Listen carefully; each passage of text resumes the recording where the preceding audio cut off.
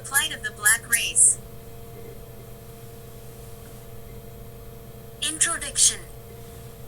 Behold the cradle of humankind, where the first light kissed the brow of creation and the first beat of consciousness reverberated through the cosmos. The black race, ancient and resplendent, arose like the sun from the Nile's embrace, its brilliance illuminating the paths of science, art, and wisdom. Yet today, this once proud phoenix smolders in the ashes of conquest, its wings clipped by the weight of stolen legacies and broken dreams. What dark alchemy turned gold into dust?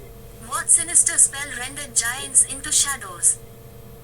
Our story is carved in the stones of pyramids defying gravity, a feat so audacious it mocks the limitations of modernity.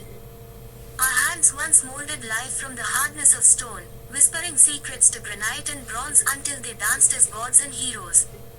Yet now, these hands stretch out in supplication, asking for crumbs from tables built on the wealth of our soil.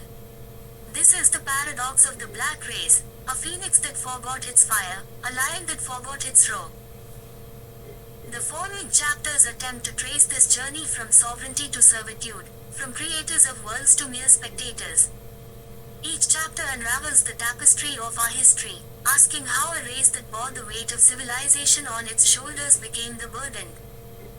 We move through the corridors of time, where the echoes of slavery, colonization, and neocolonialism reverberate like the relentless drumbeat of a forgotten ritual. Chapter 1. The Stone That Defied Gravity. In the beginning, there was stone. Not just any stone, but a stone that spoke of permanence and purpose. The pyramids rose like prayers frozen in time, their sheer audacity a challenge to the gods themselves. With precision that mocked the passage of millennia, we carved our stories into walls, our wisdom into monuments, our legacy into eternity. The black race, then, was an alchemist, turning earth into art, sweat into sanctuaries, and dreams into divine proportions. Each sculpture, each edifice was a hymn to ingenuity, a testament to a people who walked hand in hand with the divine. Our hands, calloused but unbroken, held the tools that shaped the destiny of the world. But the stones have grown silent, their voices drowned by centuries of plunder and desecration. How did the builders of eternity become wanderers in exile? How did the custodians of knowledge become the supplicants of charity? It was not the stones that fell but the spirits that were bent, not the monuments that crumbled but the resolve that was eroded. Once, our ancestors knew the language of the universe. They listened to the whisper of the stars and understood the rhythm of the earth. The Nile, in its endless ebb and flow, was not merely a river but a lifeline, a sacred thread connecting the heavens to the soil. Along its banks, temples and cities flourished, their architecture a reflection of cosmic balance and divine harmony. The stones of these edifices, massive and immovable, seemed to defy gravity not only in their construction but in their meaning, a declaration that human ingenuity, when aligned with the divine, could achieve the impossible. Yet, even the mightiest stone cannot stand without foundation.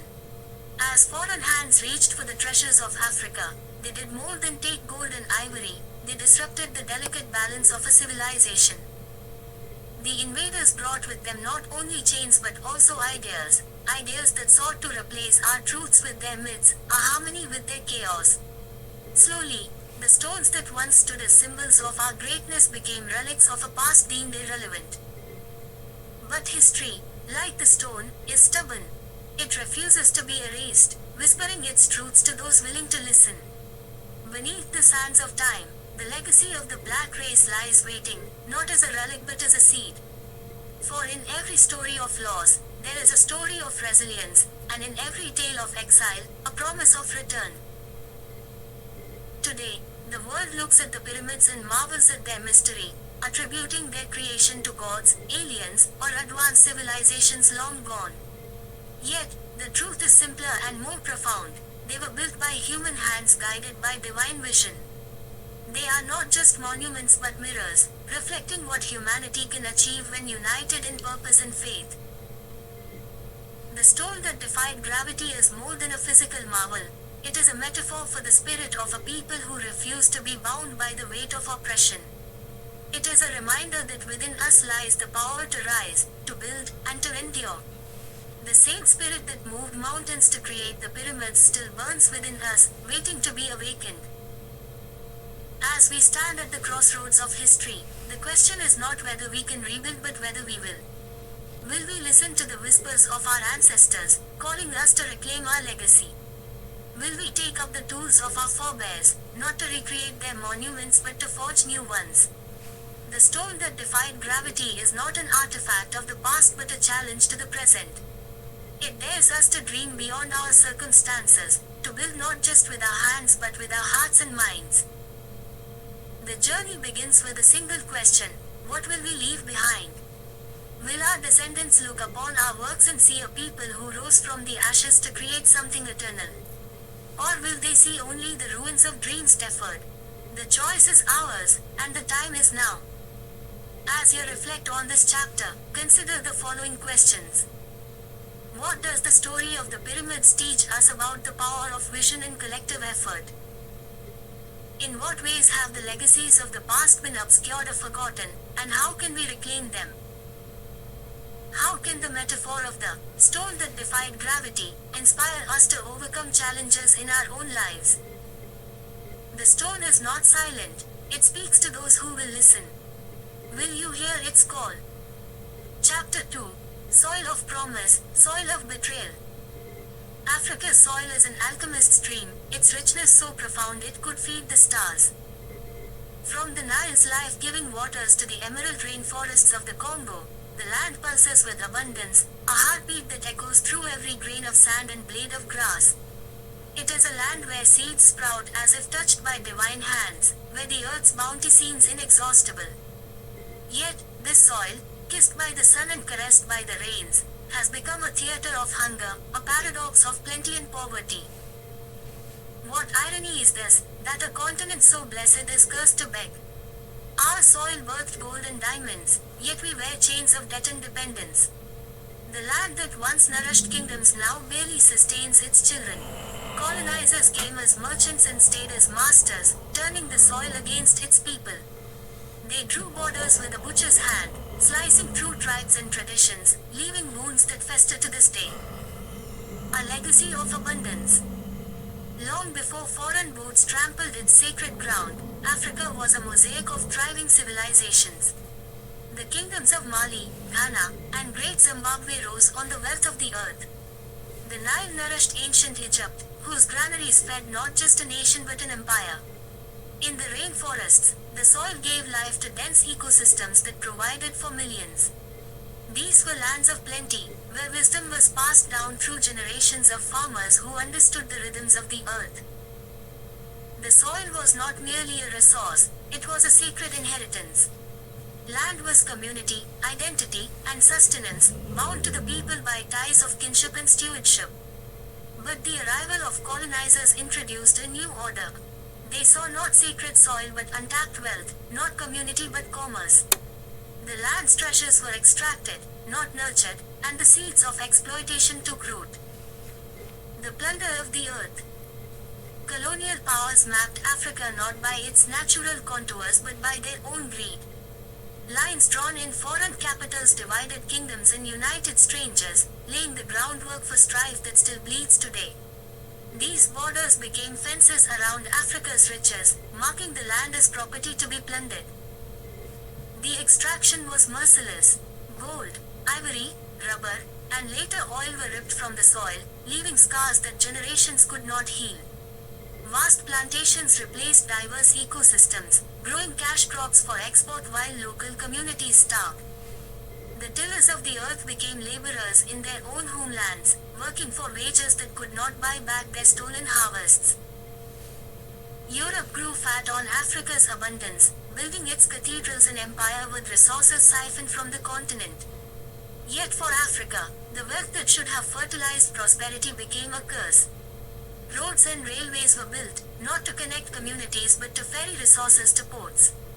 Education was designed, not to empower but to subdue, creating a class of clerks and foremen loyal to the colonial machine. Chains of debt and dependency. When the colonizers left, they did not return the keys to the granaries. Independence came shackled with economic dependency. Loans from international banks tied African nations to cycles of debt, and trade agreements turned them into exporters of raw materials and importers of finished goods. The soil, still fertile, became a battleground for competing interests, foreign corporations, corrupt governments, and desperate farmers. In many places, the land has been poisoned by pesticide and depleted by overfarming. Ancient wisdom about crop rotation and soil conservation has been overshadowed by the lure of short-term yields. Meanwhile, the global market dictates what is grown and at what cost, often leaving local needs unmet. The loss of sovereignty. What happened to the tillers of the earth, the guardians of the grain? How did we lose the keys to our own granaries, the sovereignty over our own harvests? The answer lies in the theft of not just our resources but our will, the erasure of not just our wealth but our wisdom. Colonization was not merely a theft of land but a theft of agency. Traditional farming practices were dismissed as primitive, and communal land ownership was dismantled in favor of individual plots that could be taxed, mortgaged, and sold. The rhythms of the earth, once guided by the stars and the seasons, were replaced by schedules dictated by distant markets. A soil still full of promise. Yet, the soil remembers. Beneath the scars of exploitation, the earth still holds its promise. Africa's land remains among the richest in the world, capable of feeding its people and beyond. The challenge is not the absence of resources but the absence of justice, the need for a return to stewardship rather than exploitation. Across the continent, seeds of change are being sown. Farmers are reclaiming traditional practices, combining ancient wisdom with modern innovation to heal the land. Agroecology, permaculture, and sustainable farming methods are taking root, offering a path back to harmony with the earth. Communities are organizing to demand land rights and resist the encroachment of multinational corporations. The soil's promise will not be fulfilled by governments or corporations alone. It requires the will of the people. The reawakening of a connection to the land is more than a commodity.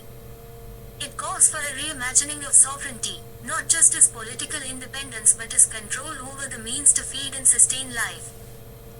Reflective questions. How can we honor the sacredness of the soil in our daily lives and communities?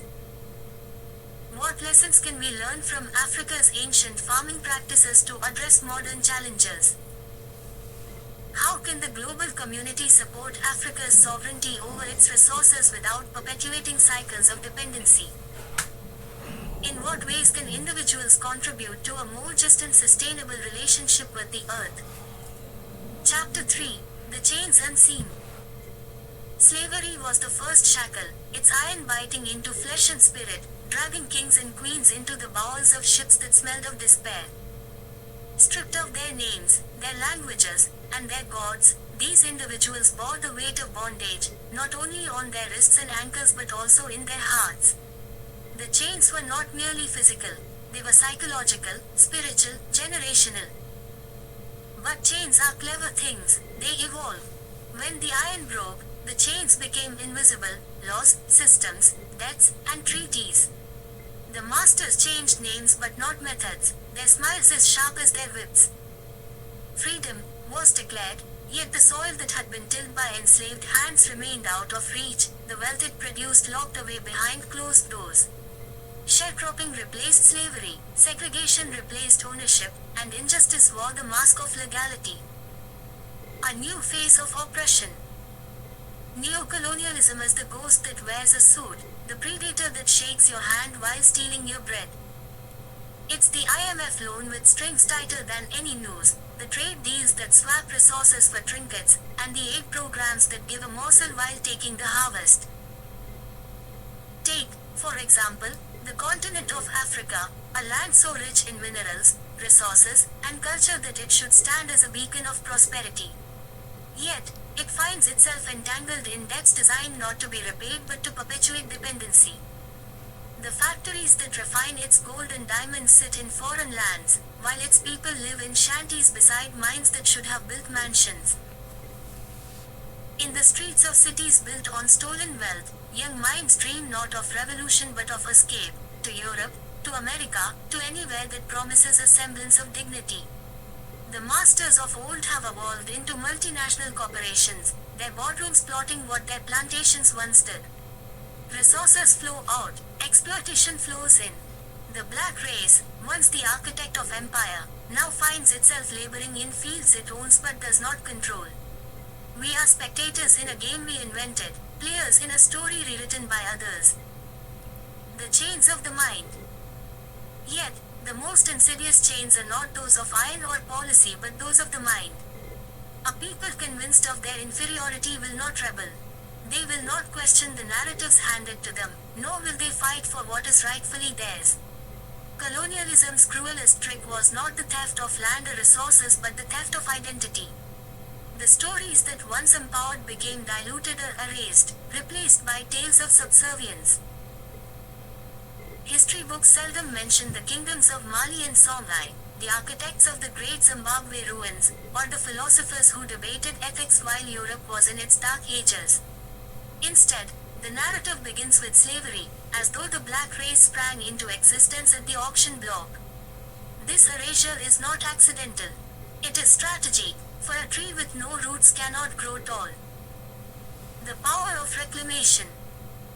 What will it take to break these chains, to remember the fire that forged the pyramids, the resilience that weathered centuries? The answer lies not in lamentation but in awakening, not in blame but in action. It begins with education, not the sanitized version taught in schools but the truths that connect us to our heritage. It continues with ownership of our land, our resources, our narrative. Reclamation is not a passive act. It is an active, deliberate process. It is teaching our children the names of their ancestors alongside the names of their gods. It is building businesses that empower communities, not exploit them. It is standing firm against systems that demand compliance while offering crumbs. The world will not hand us freedom, it must be taken. Not with violence but with vision, not with anger but with resolve. We must reclaim our narrative, our land, our destiny.